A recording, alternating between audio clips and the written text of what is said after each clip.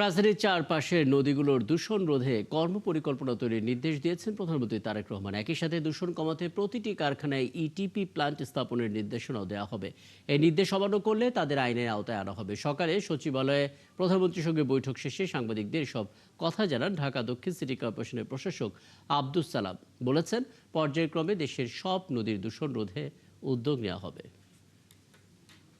পাশাপাশি অন্যান্য যে ঢাকার নদীগুলো আছে, এই নদীগুলো যে আজকে দূষণ এমন পর্যায়ে গেছে যেটা মানে কল্পনাই করা যায় না। তাই মাননীয় প্রধানমন্ত্রী এই ব্যাপারে আগেও বলেছেন আমাদেরকে, এবং আজকে একটা কর্ম পরিকল্পনা তৈরি করার জন্য তিনি নির্দেশ দিয়েছেন। এখানে আমাদের বিভিন্ন মন্ত্রণালয়গুলো এবং আমাদের বাংলাদেশ নেভি এবং সিটি কর্পোরেশন সহ যে সমস্ত সংস্থাগুলো আছে সবাইকে সমন্বিত করে একটা কর্মপরিকল্পনা গ্রহণ করা, যাতে অতি দ্রুত নদীকে রক্ষা করা যায়, পরিবেশকে বাঁচানো যায়। এই ব্যাপারে কি করা যায় সে ব্যাপারে তিনি নির্দেশ দিয়েছেন।